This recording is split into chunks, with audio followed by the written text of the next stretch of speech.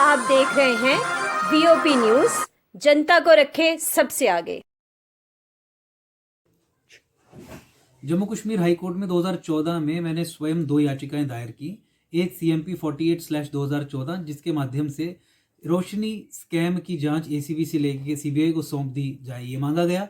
और दूसरी PIL 41/2014 titled Ankur Sharma versus state of JNK and others, जिसके माध्यम से रोशनी एक्ट की संवैधानिक वैधता को चुनौती दी गई थी।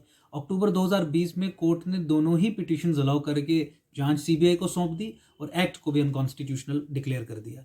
इसमें सबसे महत्वपूर्ण बात यह है कि 2014-15 के बाद जम्मू कश्मीर में 2020 अभी तक BJP और PDP की सरकार रही, और खासकर BJP की सरकार ने पिछले 6 वर्षों में कोर्ट में इन दोनों पिटिशंस का विरोध किया।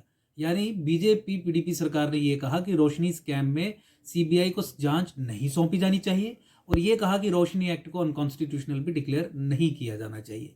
तो मुझे लगता है कि जो कार्रवाई अभी इस केस के माध्यम से फारूक अब्दुल्ला और द्राबूज और आज़ाद और मुफ्तीज़ के खिलाफ हो रही है, होने वाली है, उसमें पूरा जो श्रेय है वो हाई कोर्ट को जाता है। हाई कोर्ट की इस जजमेंट को जाता है, जिस जजमेंट में ये कैटेगोरिकली लिखा गया था कि आपको ताकतवर लोगों के खिलाफ, पॉलिटिशियंस को आइडेंटिफाई करके उनके खिलाफ मुकदमे भी चलाने, उनके नाम भी उनके जो नाम हैं वो भी सार्वजनिक करने हैं।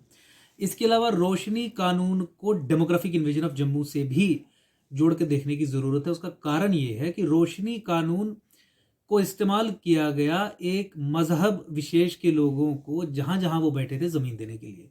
तो फॉर इंस्टेंस मान लीजिए कठुआ एक हिंदू मेजॉरिटी एरिया है, वहाँ पे आपने 500 परिवारों को बैठाया और 500 में से 300 ने मान लो सरकारी ज़मीन पे कब्जा किया और 300 ने सरकारी ज़मीन के मालिकाना हक के लिए अप्लाई किया।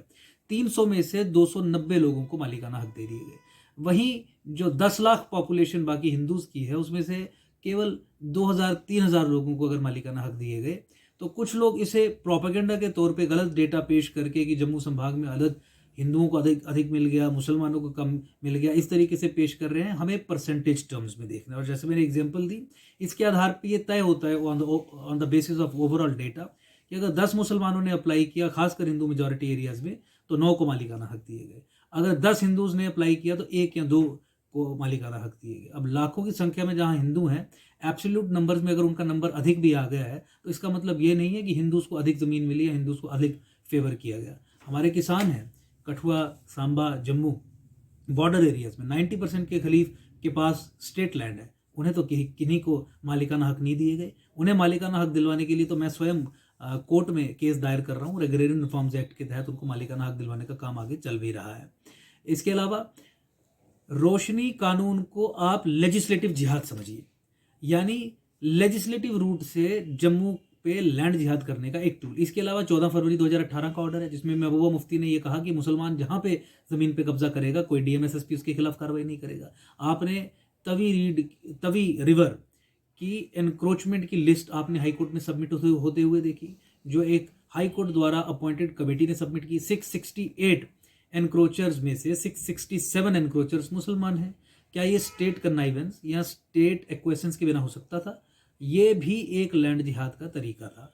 इसके अलावा आप फॉरेस्ट एरियाज में आप देख नज़र दौड़ा लीजिए, एक ही मजहब विशेष के लोगों का इलीगल कब्जा है। 15 से 20-25 हज़ार घर एक जगह पे, खासकर फॉर इंस्टेंस बठिंडी में एक मजहब विशेष के लोगों के हैं। क्या सजेस्ट करता है? आप एक ईंट जंगलात की ज़मीन पे लगाएं तो बुलडोज़र लेके, JCBs लेके आपके ऊपर चढ़ाई ये कर देंगे।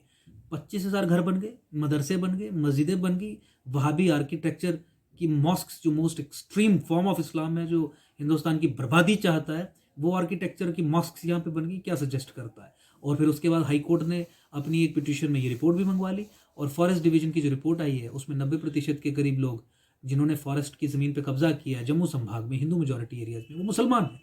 कलेक्टिवली ये एक लैंड जिहाद चल रहा है। सेलेक्टिवली ये डेटा दिखा के ये बरगलाना चाहते हैं कि रोशनी कानून को इस्तेमाल नहीं किया। रोशनी कानून को भी यहाँ पे डेमोग्राफिक चेंज करने के लिए इस्तेमाल किया गया, और आपको इसे ओवरऑल परिप्रेक्ष्य में, ओवरऑल टोटल कॉन्टेक्स्ट में सब चीज़ों की कलेक्टिव रीडिंग करके देखना है।